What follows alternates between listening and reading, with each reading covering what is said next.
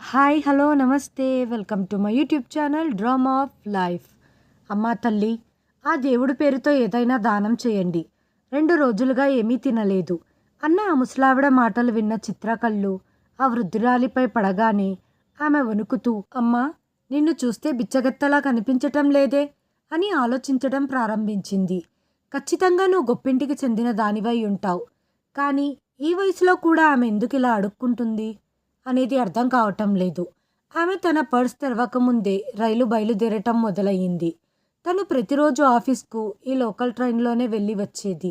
అక్కడ స్టేషన్లో చాలామంది బిచ్చగాళ్ళు ఉండేవారు. అయితే ఆ వృద్ధురాల్ని చూసిన ఆమె బిచ్చగత్తె అంటే తను నమ్మలేకపోయింది. కానీ ఆకలిని తట్టుకోలేనప్పుడు మరియు తినటానికి సమీపంలో ఏమీ లేనప్పుడు మనిషికి వేరే మార్గం కనిపించదు. చిత్ర దారి పొడుగున ఆ వృద్ధురాలి గురించి ఆలోచిస్తూనే ఉంది. ఆ రోజంతా ఆఫీస్లోనే గడిచిపోయింది. సాయంత్రం స్టేషన్కి వెళ్ళినప్పుడు ఆ వృద్ధురాలు మళ్ళీ చిత్రాకి కనిపించింది. వెంటనే చిత్ర ఆ వృద్ధురాలు దగ్గరికి వెళ్ళేసరికి ఆమె కళ్ళు మసకబారాయి. ఆ సమయంలో నాకు ఇలా అనిపించింది, బ్రతకాలని ఎటువంటి ఆశ లేదు, ఎలాగైనా జీవితం గడపాల్సిందే కాబట్టి జీవించాలి. 80 ఏళ్ల వయసులో ఆమె ముఖంలో అనుభవాల ముడతలు. ఆమె మురికి చీర ధరించినప్పటికీ ఆమె భిన్నంగా కనిపించేది. ఆమె గొప్ప కుటుంబానికి చెందిన మహిళలా కనిపిస్తుంది. అర్థం అవ్వటం లేదు, ఇది ఎలాంటి బలవంతం అనుకుంటూ చిత్ర ఫుడ్ వెండర్ దగ్గరికి వెళ్ళి ఒక ప్లేట్ భోజనం తీసుకుంది. అందులో కొంత అన్నం, బంగాళదుంపల కూర, గొంతు తడుపుకోవటానికి మజ్జిగ ప్యాకెట్ కూడా తీసుకుంది. అమ్మా, ఈ భోజనం తిని మజ్జిగ తాగితే మీ కడుపు నిండుతుంది. భోజనం ప్లేట్ చూడగానే ఆ వృద్ధురాలి కళ్ళు మెరిసిపోయాయి. ఆమె ఆశీర్వదిస్తూ తినటం ప్రారంభించింది. చిత్ర ఇంకేమైనా కావాలా అని అడిగే ముందే రోహిత్ నుంచి కాల్ వచ్చింది. అరే చిత్ర, ఎక్కడున్నావు? లేకపోతే నువ్వు ఈ పాటికి ఇంటికి వచ్చేసేదానివి కదా, కానీ ఈరోజు చాలా టైం పట్టింది అని అనటంతో, ఆ రోహిత్ వస్తున్నాను, వచ్చి చెబుతాను అని చిత్ర ఇంటివైపు బయలుదేరింది. ఇంటికి వచ్చి రోహిత్కి జరిగిందంతా చెప్పింది. నువ్వు కూడా నా చిత్ర, స్టేషన్లో ఇలాంటి బిచ్చగాళ్ళు చాలామంది ఉంటారు. మనం రోజుకి ఎంతమందికని ఆహారం పంపిణీ చేయగలం? ఈ రోజు ఇస్తే రేపు కూడా అడుగుతుంది. అప్పుడు ఈ వ్యక్తులు రోజు అడగటం అలవాటు చేసుకుంటారు.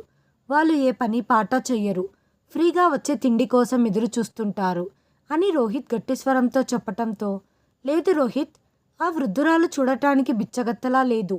ఏదో బలమైన కారణం చేత ఆమె ఇంత నిస్సహాయంగా ఈ పని చేస్తుంది. నువ్వు తనని ఒక్కసారి చూస్తే నీకు కూడా జాలి కలుగుతుంది. నేను రేపు ఆ వృద్ధురాలితో మాట్లాడుతాననటంతో, అరే చిత్ర, రేపైతే ఆదివారం, రేపు ఎందుకు వెళ్తావు? ఆదివారం కాబట్టే రేపు వెళ్తాను, ఎందుకంటే ఆఫీస్కు ఇంటికి వెళ్ళాలన్న తొందర ఉండదు వచ్చిన. మరుసటి రోజు ఉదయం చిత్ర స్టేషన్ వైపు వెళ్ళింది. అక్కడ ఆ ముసలి వృద్ధురాలి కోసం ఆమె వెతికింది, కానీ ఆమె ఎక్కడా కనిపించలేదు.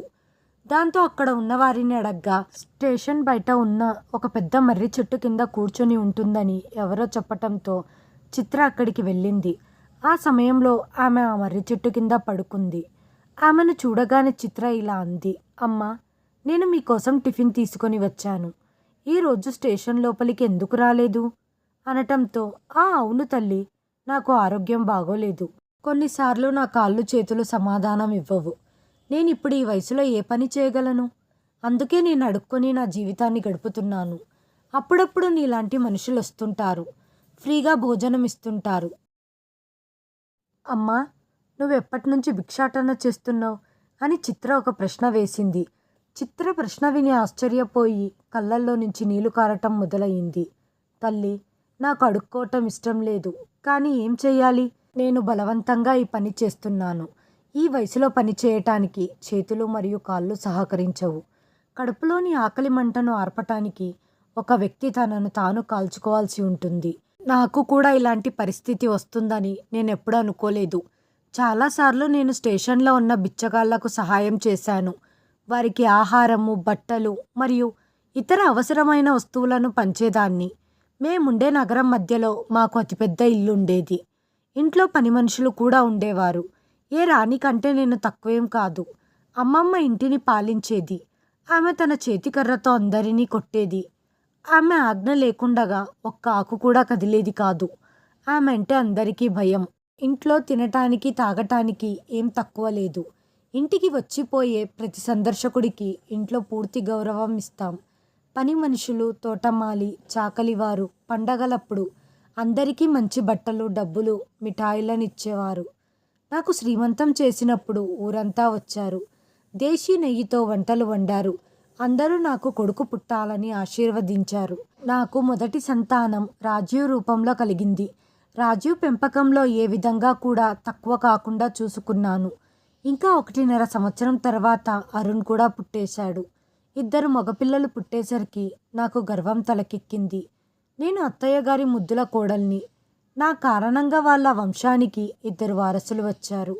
మేము ప్రతి పండక్కి, గుళ్ళకి, గోపురాలకు, రైల్వే స్టేషన్, బస్టాండ్లో తిరుగుతూ అక్కడ ఉన్న బిచ్చగాళ్ళకి ఆహారం, దుస్తులు ఇచ్చేవాళ్ళం.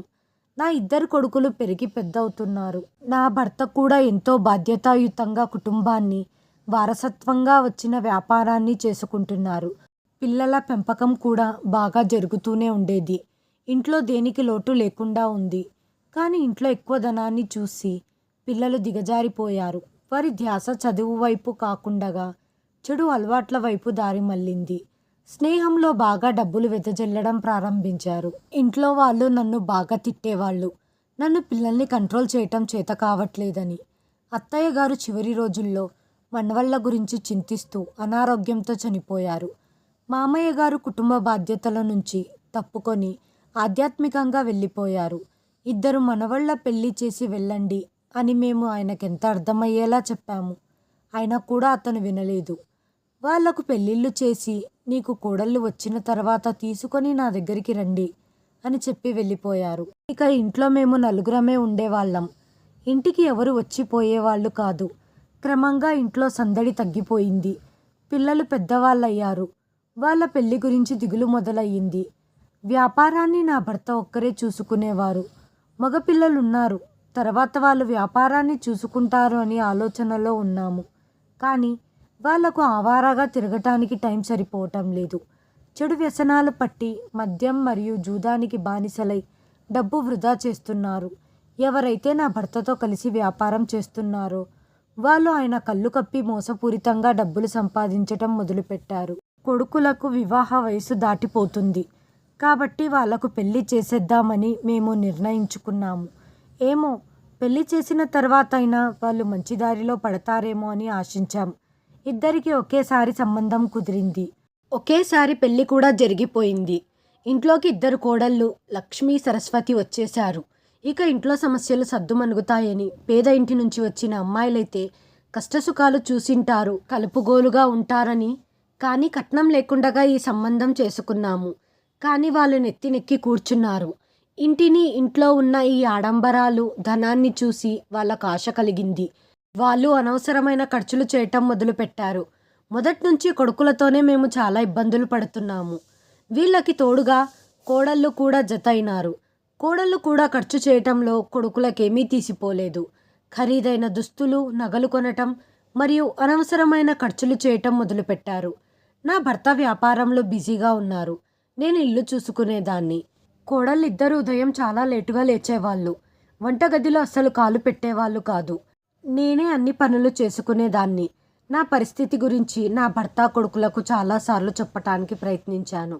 కానీ వాళ్ళు అర్థం చేసుకోకుండగా వాళ్ళ ధ్యాసలో వాళ్ళు ఉండేవాళ్ళు. అనుకోకుండగా ఒకరోజు మా ఆయనకు ఆరోగ్యం చెడిపోయింది. కొంతకాలానికి నన్ను ఒంటరిగా వదిలి ఆయన స్వర్గస్థులయ్యారు. ఆయన చనిపోయిన తర్వాత కూడా నా కొడుకులకు కళ్ళు తెరుచుకోలేదు. వాళ్ళ 2 పిల్లలు పుట్టారు. అయినా కూడా వాళ్లకు వ్యాపారం చూసుకోవటం చేత కాలేదు. వ్యాపారంలో నష్టాలు రావటం ప్రారంభమయ్యింది. చివరికి ఒకరోజు అప్పులిచ్చిన వాళ్ళు ఇంటి మీదికి వచ్చారు.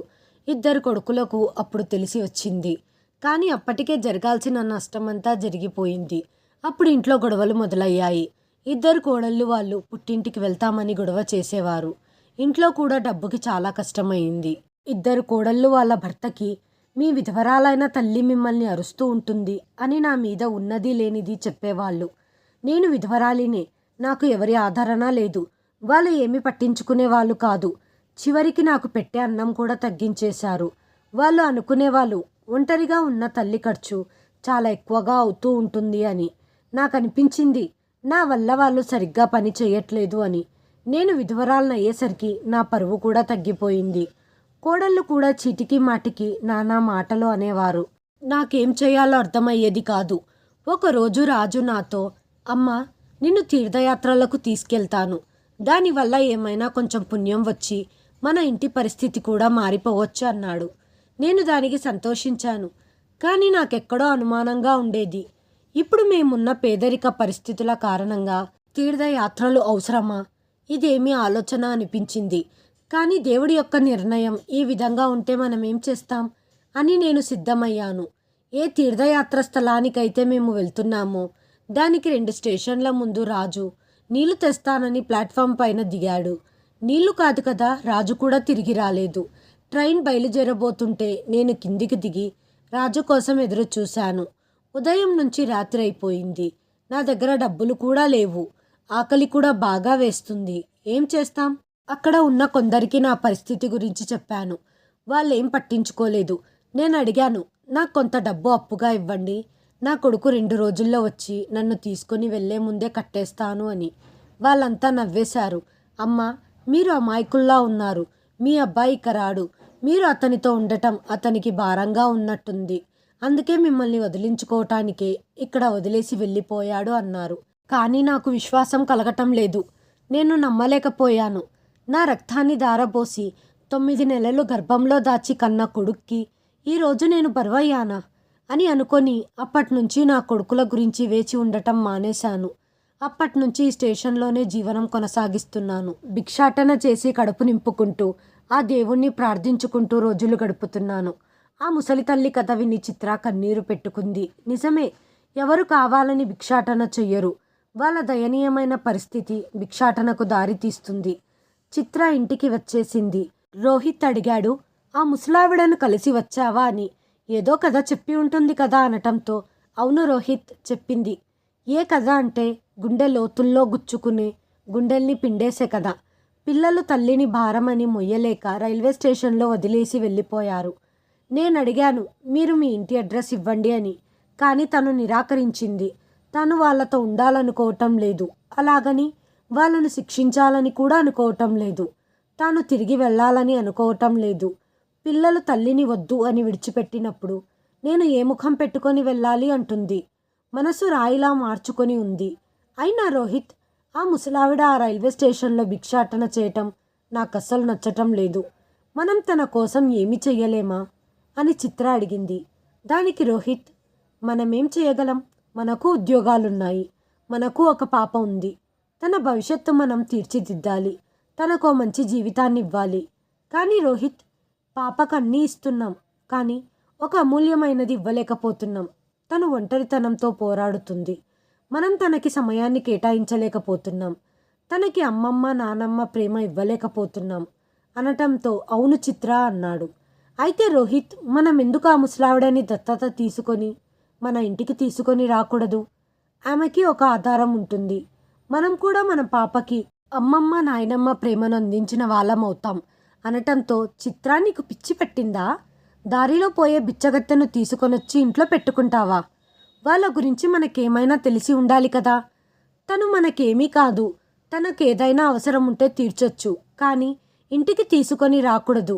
గుర్తు తెలియని అపరిచితులను నమ్మకూడదు. కానీ రోహిత్, నిన్ను అనాథాశ్రమం నుండి తెచ్చినప్పుడు నువ్వు కూడా గుర్తు తెలియని అపరిచితుడివే కదా అన్న చిత్ర మాటలు విని రోహిత్ ఆశ్చర్యపోయాడు. అవునా? తను అబద్ధం చెప్పట్లేదు కదా. రోహిత్ కూడా ఒక అనాథ. ఎందుకో తెలియదు కానీ తన తల్లిదండ్రులు అతన్ని వదిలేశారు. ఈ రోజు కూడా తనకి వాళ్ళ అమ్మా నాన్నలు గుర్తొస్తుంటారు. ఎవరైతే తనని దత్తత తీసుకున్నారో వాళ్ళు తనని బాగా ప్రేమగా పెంచి ఈరోజు వాళ్ళ దయ వల్ల తన కాళ్ళపై తాను నిలబడగలిగాడు. చిత్రతో పెళ్ళైన తర్వాత తనని చూడటానికి వస్తున్న తల్లిదండ్రులకు వచ్చే దారిలో యాక్సిడెంట్ అయి ఇద్దరు చనిపోయారు. మనవరాలి ముఖం కూడా చూడలేదు. రోహిత్ మళ్ళీ అనాథ అయిపోయాడు. చిత్రనే తనని దగ్గరికి తీసుకొని తనకు సహకరించి మామూలు వ్యక్తిగా మార్చింది. తన గురించి నిజం తెలుసుకున్న రోహిత్ సిగ్గుతో తలదించుకొని, నన్ను క్షమించు చిత్ర, రేపు ఉదయమే మనం ఆ ముసలావిడ దగ్గరికి వెళ్దాం.